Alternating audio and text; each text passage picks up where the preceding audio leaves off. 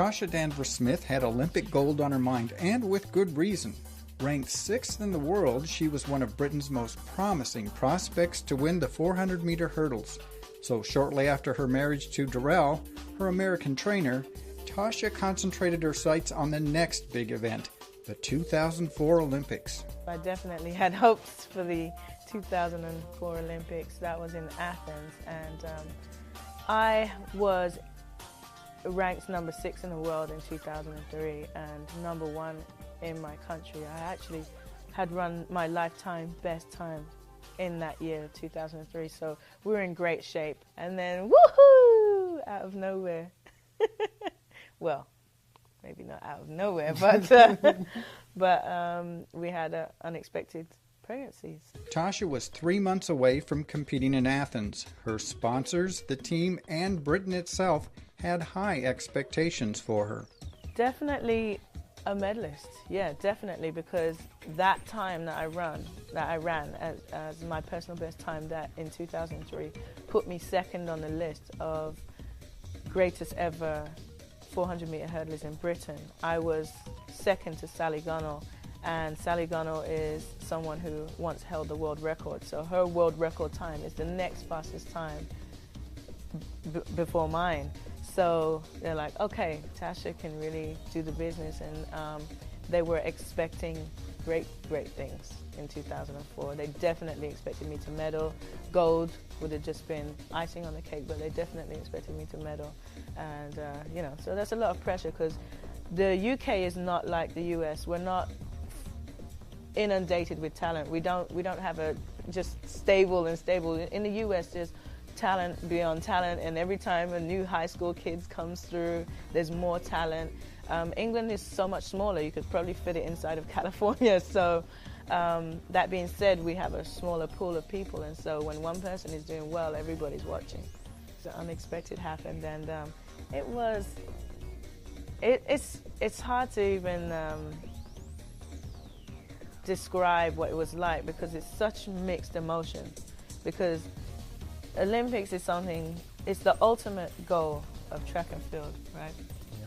I mean, there's nothing more. Even the World Championships are not as high as the Olympics. You can't get any more than the Olympics. So everything you train for, even though there's competitions in between, Commonwealth Games, European Championships, World Championships, and so on and so forth, ultimately you're training for the Olympics.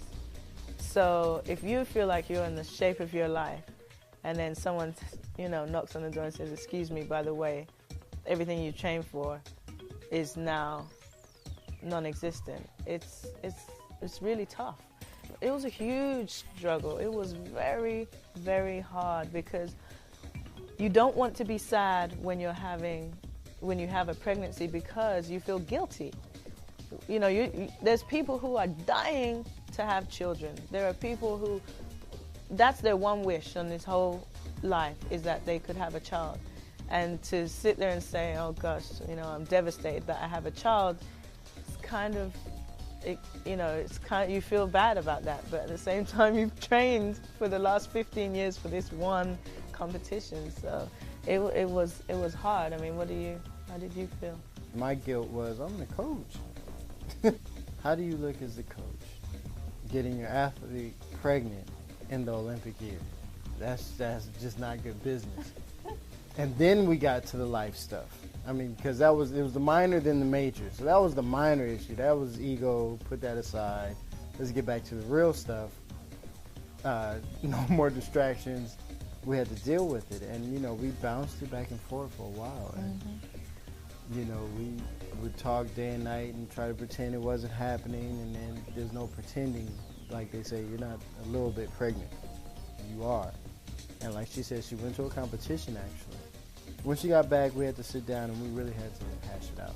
When we come back, Darrell and Tasha prepare to make the big decision. Before this situation, we never really talked about abortion per se, and whether we thought it was wrong or right.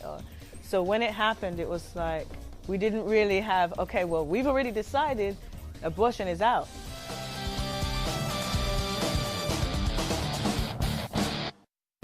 Just 3 months before Tasha Danvers-Smith was scheduled to compete in the 2004 Olympics, she and her husband learned they were pregnant. Pressure quickly began to build. Tasha was Britain's top contender for gold, so the couple began discussing their options. Before this situation, we never really talked about abortion per se and whether we thought it was wrong or right. So when it happened, it was like we didn't really have, okay, well, we've already decided abortion is out. And so we discussed it, and even to the point where we thought, okay, well, we'll book an appointment and then just see what happens. We did the whole, okay, let's go ahead with the dream.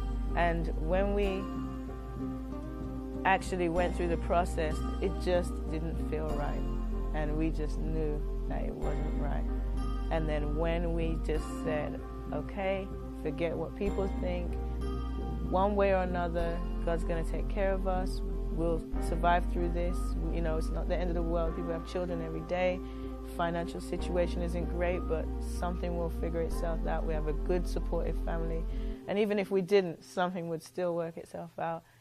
When we made that, I mean, because we struggled through that whole process, but when we just finally said, it's not an option anymore to have an abortion, it was like just a sense of peace just took over the whole situation. It was all okay all of a sudden. We knew we made the right choice, which led us to our next episode of dealing with the public. And because we knew we had made the right choice and we had gone through what we had gone through personally in a short time frame, and it was really, you know, if we were on the track, it would be a ballistic workout, a real violent workout, because it was just boom, boom, boom, and you can't avoid it. You can't dance around it. So we had to make a decision, go public with it. And, you know, the family's like, the Olympics care less. Okay. You're pregnant. Good. Let's be pregnant. We're going to have another grandbaby and move on in life. And there'll be another Olympics and keep it moving. So we're great at home. And then, of course, we get into newspaper reports and people in positions of power back in England. What were some of the comments that you had to endure? You know, couldn't you have done something to prevent this?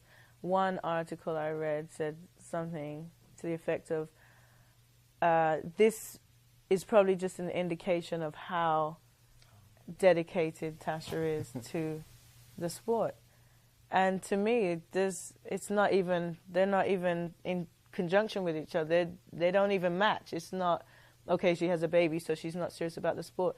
You can't be in track and field at the level I was competing at and not be serious. It's not possible. You to be at that level, to be number 6 in the world, to be you're number 1 in your country, to run those kind of times, you have to be doing something. You don't get that far just on talent. There's a lot of talented people that can get very far, but you don't. To me, you don't get that far just on talent. There has to be some dedication, and you don't run for 15 years just to say, oh, you know, it's Olympic year. Want to have a kid? you know. So I was highly offended and hurt. I was totally taken off guard. I did not expect it at all. I just thought, you know, I'd made the decision. We'd made the decision. I was happy. Everybody was going to be happy. Family was happy. Woohoo! Grandma, everybody excited. And I was in la-la land because the family and Darrell and I were the only ones that were happy. Outside of that, and understandably so, people get their hopes up and they support you. So in some people think that means they own you and you should follow the path that they think you should follow. And so they were very, very negative, and it was very depressing. He had to, you know, get me out the shower crying on quite a few occasions. Unknown to Tasha, Life Issues Institute, the sponsor of this program, had awarded her their coveted Hero at Heart Award. But without any way to contact her, the Institute posted the award on its website. One night I couldn't sleep and I was, you know, depressed, and so I decided to Google myself. I don't know why I decided to Google myself, but, you know, that is when I happened upon the Life Issues website because my name popped up. And it said Hero at Heart, and I'm like, what's all this about? Who's messing with me now? So I read into it, and you had awarded me with the Hero at Heart for making the decision. And I just thought, well, hallelujah, somebody else other than my family cares about Jaden's life. And that,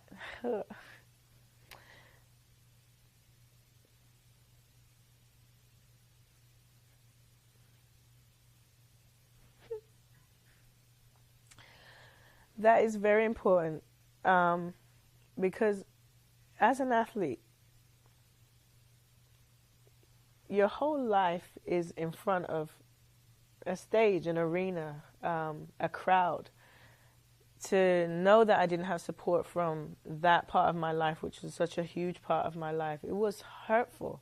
So to find that there were people outside of, you know, because it's kind of like when your mom says, okay, Mom, what do you think of this song? Oh, it's lovely, darling. You know, you kind of, it's a biased, you know, judgment. Of course your family is going to be happy about, but I wanted other people to feel what I felt and see what I saw. The news came from back in England, and oh, her career's over. Oh, well, how stupid was this? Why didn't she do something to prevent this and all that? Who said pregnancy was death? The woman didn't die. She got pregnant, and then last time I checked, in 9 months, the pregnancy will be over. She'll just be Tasha with a baby. She won't be pregnant for the rest of her life, and I think that's something that's a message that now needs to be put out as we've gone through this progressive era of society now. Plan to tell Jaden when he gets older. Jaden, you're great. You've taught us the importance, what's important in life. You've taught us how to handle difficult situations. You've taught us that even when you want to get approval from others, the approval of God is the one that you should be seeking.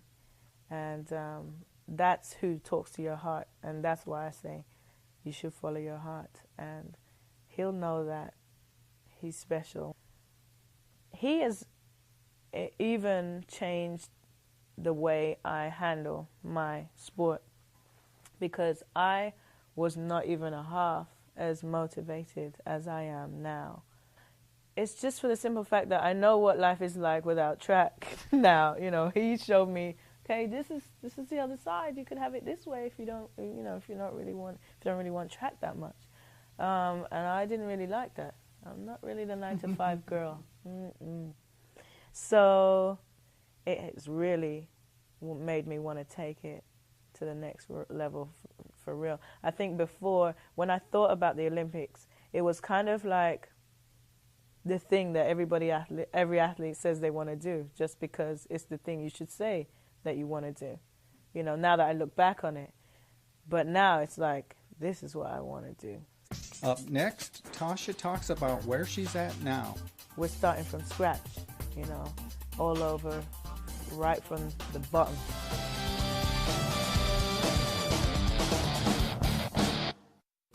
British hurdler Tasha Danvers Smith held off on her Olympic dreams when she and her husband found out they were pregnant with their son Jaden. Tasha says she faced enormous pressure to have an abortion. In this sport in particular, because it is an individual sport and everybody's judged individually, it can be quite difficult, and especially for a woman, because if you're a man, you're having a family, no one's bothered. But as a woman, you're expected to put that life on hold. You know, you don't play about with this. This is your time to be an athlete, and we'll let you know when you can start doing that kid thing. A lot of women feel the pressure to have an abortion if they get pregnant in the sport, and especially if they're successful already. You know, if they've already reached a stage, or they're on the peak of just about to become really successful. That pressure is huge. But these competitions come and go and come and go. And okay, yeah, I might have been the Olympic champion in 2004. But in 2024, probably nobody at that competition would remember that. So what was the big deal? But in 2024, I'll be hanging out with my grown son, maybe going to his wedding, who knows?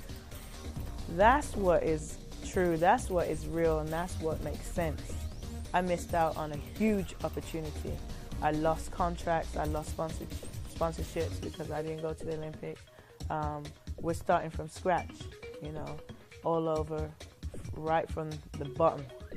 I wouldn't change it for the world. No regrets, no, even on the days when I want to wring that child's neck, there's still no regret. None whatsoever, because we know it's right. It's so right. It is just so perfect. That is just the way life is supposed to be. That interview was in 2005. 3 years later, Tasha and Darrell worked their way back into the Olympic finalists. Jaden is now 4 years old, and Tasha says she doesn't regret their decision to give life a chance. The reward for their commitment to life and track paid off when Tasha made it to the 2008 Olympics in Beijing. Take us back to the race in Beijing. Now, what went through your mind as you got into that starting block? You know, I was very relaxed and very happy with what I'd achieved so far. There was no pressure on me. Nobody had been ringing my bell before the Olympics saying I was destined or, you know, to get a medal or a clear favorite. In fact, I don't think anybody thought I would make it out of the heats. So for me to be in the semi-final and then in the final, it was already a job well done. So even if I'd come dead last, there was like no shame in my game. So I had nothing to lose and nothing to worry about. I just stepped to the line, and I already knew that I'd done this before. I mean, I've stepped to a start line before. I've stepped before 10 hurdles and one lap of the track before. I've been in the Olympic final before. So there was nothing to lose and everything to gain. All I had to do was go out there and stay calm and controlled as I had done in the previous rounds. And it was just, I was just happy to be there. When you crossed the finish line, did you know you had medaled? You know what? I thought that I had medaled, but I've seen so many situations where someone thinks that they've medaled and they didn't see someone in lane 9 or they didn't see someone in lane 1. I said, I think I got third. I think I've got third. But until I see my name come up on the screen in that third position, I'm not budging. So I didn't move at all.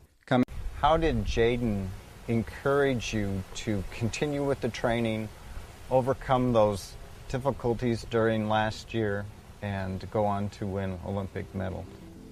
Because Jaden is like my little cheerleader.